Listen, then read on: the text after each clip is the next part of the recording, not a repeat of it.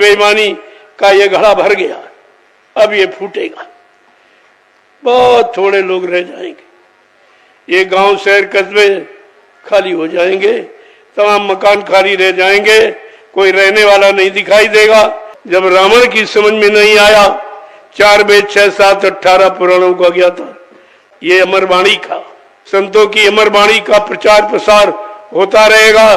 प्रेम से बोलो जय गुरुदेव। जय गुरुदेव। नाम किसका? प्रभु का।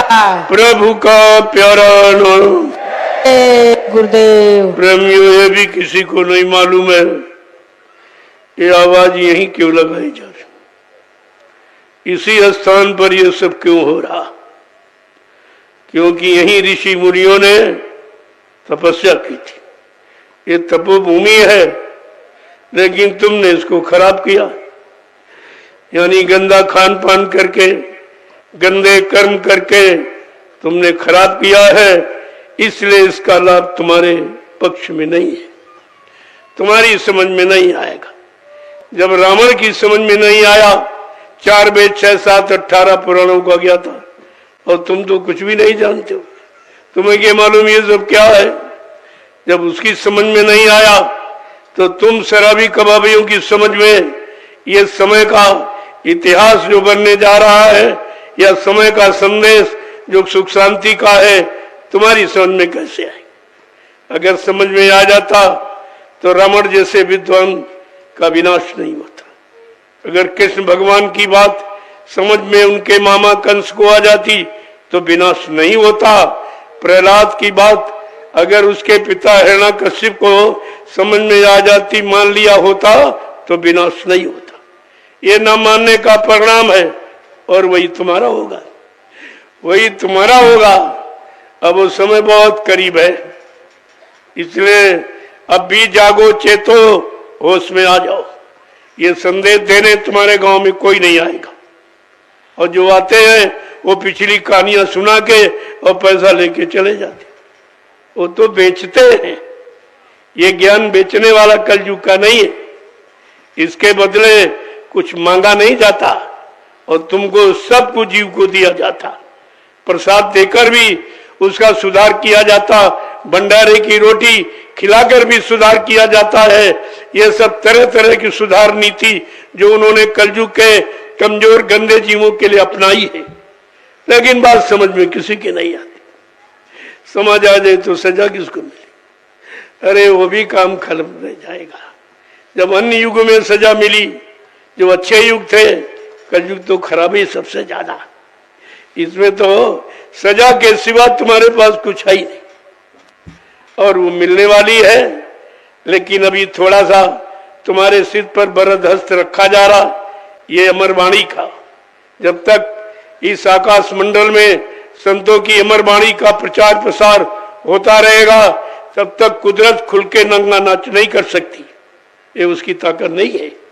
लेकिन जब आप मजबूर कर दोगे उनको, मानोगे नहीं, चेतोगे नहीं, सुधरोगे नहीं, तो फिर वो चार्ज स्वयं तो करेंगे नहीं, अपना चार्ज ये प्रगत को सौंप देंगे, और प्रगत तो 1 सेकेंड में करोड़ों का वारा ले रहा।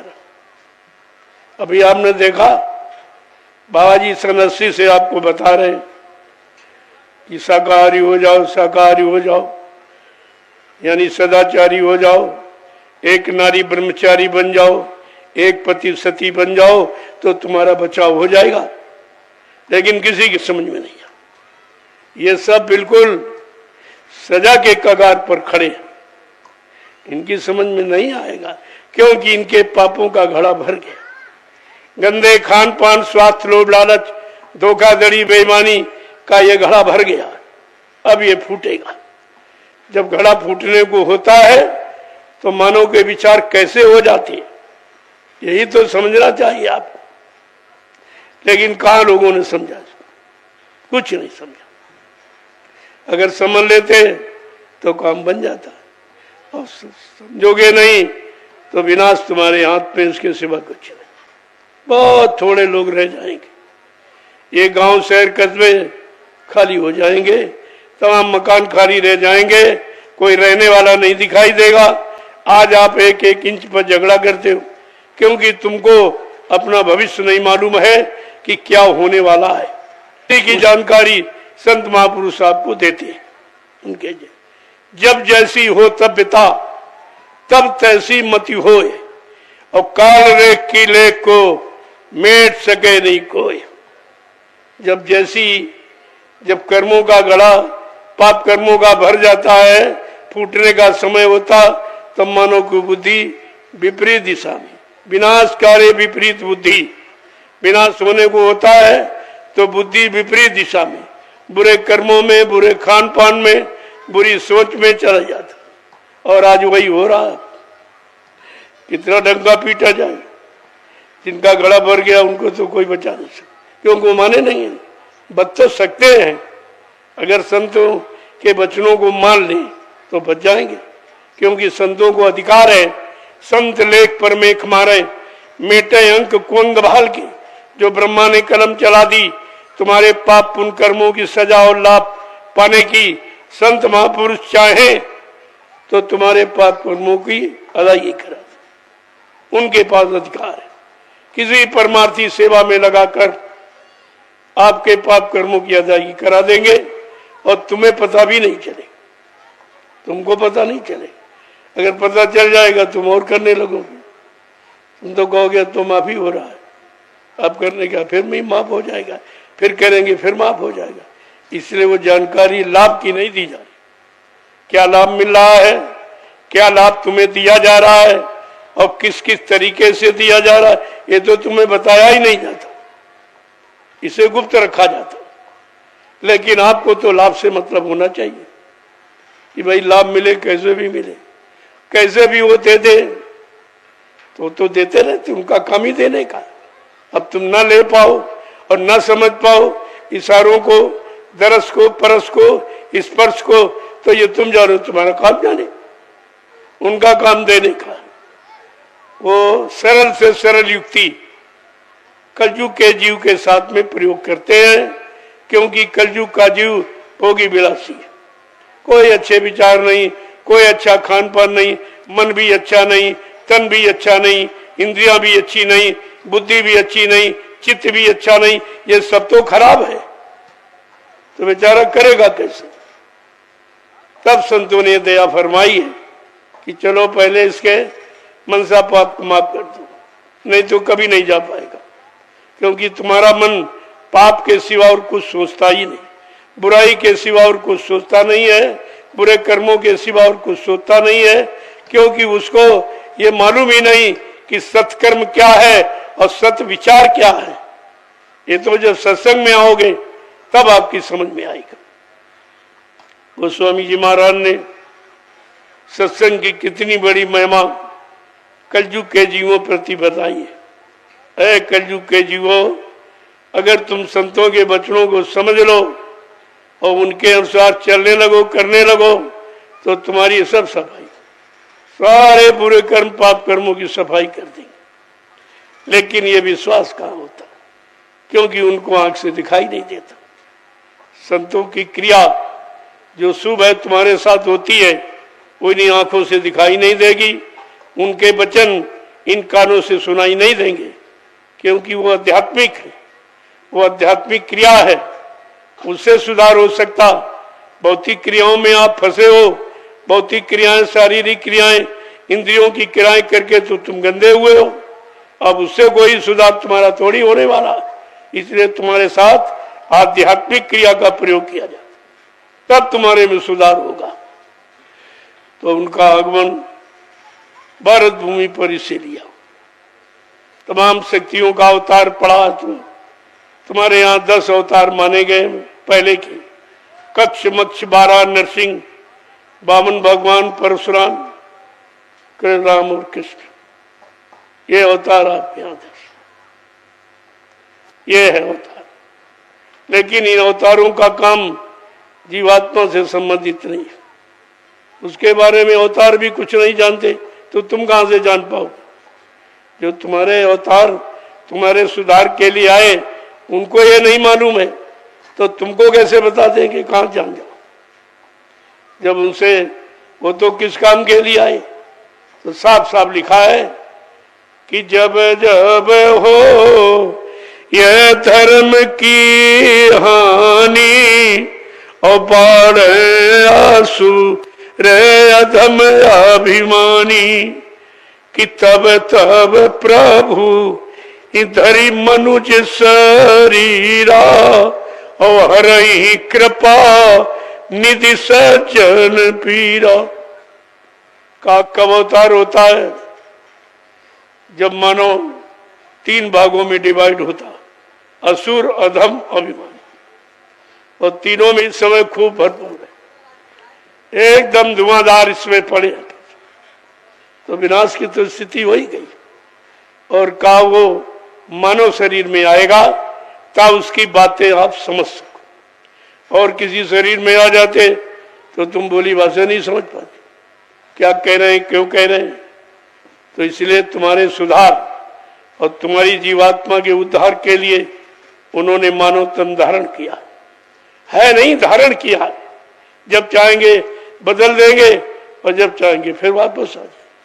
ये तो उनके लिए खेल है, ये उनके लिए कोई कठिन नहीं।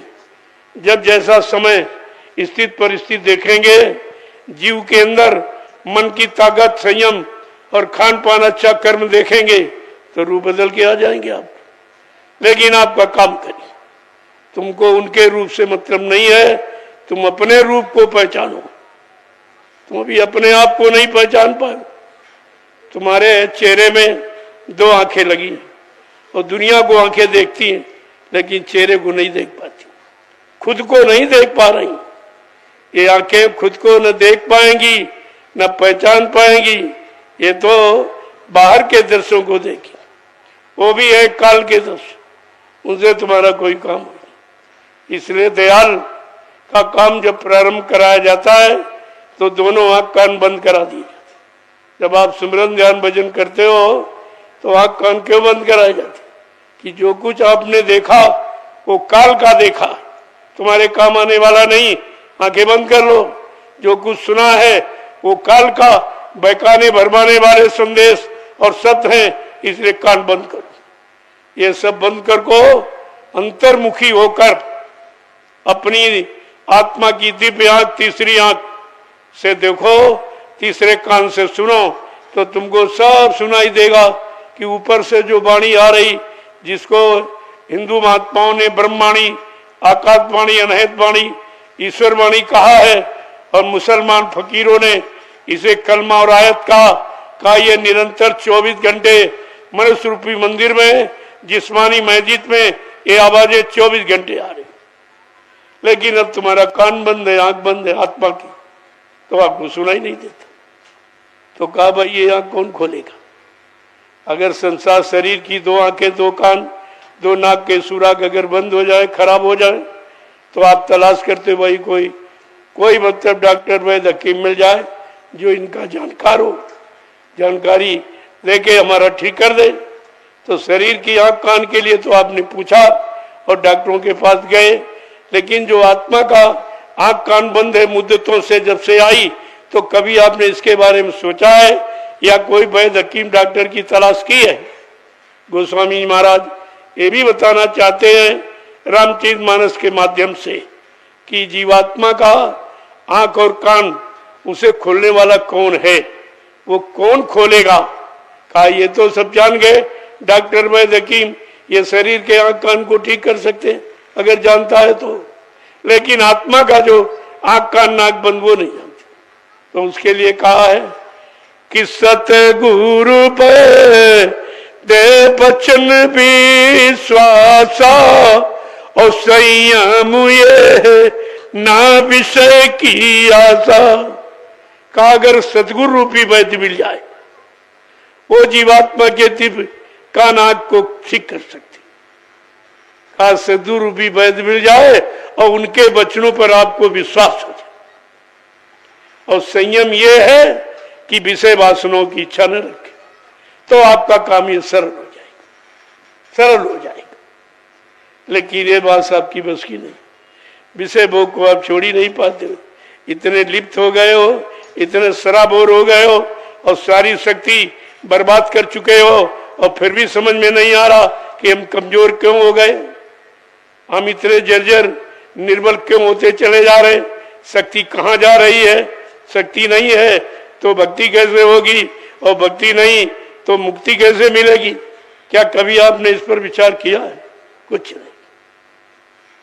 तो कहा ये तो समाज सुधारक थे, जिनको भगवान कहते हो रामकृष्ण, लेकिन आत्मा का सुधारक कौन है। तो आगे कलयुग में वो भी आपको बताया जा रहा जो किसी ने आज तक आपको नहीं बताया, कि दया कर संत और सतगुरु ये धरा पर जब जब आते हैं। दया कर संत और सतगुरु धरा पर जब जब आते हैं। दया कर संत और सतगुरु धरा पर जब जब आते हैं। दया कर संत और सतगुरु धरा पर जब जब आते हैं। ये फंसे भव जाल में जीवों को निज बल से उठाते हैं। जीवों को निज बल से उठाते हैं। ये फंसे भव जाल में जीवों को निज बल से उठाते हैं। भव जाल में जीवों को निज बल से उठाते हैं। ये सुना सत्संग की महिमा पता घर का बताते हैं। सुना सत्संग की महिमा पता घर का बताते हैं। यह देते नाम की युक्ति प्रभु के पास जाने की। है देते नाम की युक्ति प्रभु के पास जाने की। ये पिय मत नाम का प्याला जिसे छक छक पिलाते हैं। ये नाम का रस का प्याला जिसे छक छक पिलाते हैं। दया कर संत और सतगुरु धरा पर जब जब आते हैं। दया कर संत और सतगुरु धरा पर जब जब आते हैं। फंसे भव जाल में जीवों को निज बल से उठाते हैं। फंसे भव जाल में जीवों को निज बल से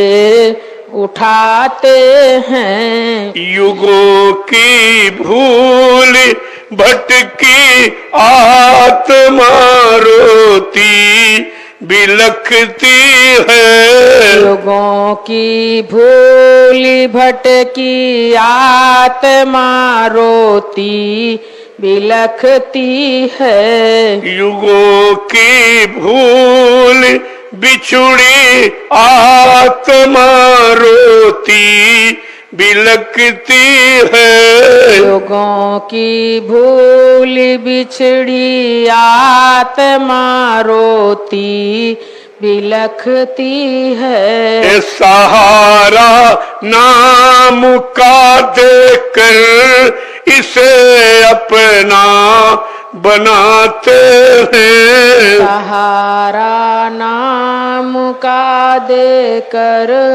इसे अपना बनाते हैं। इस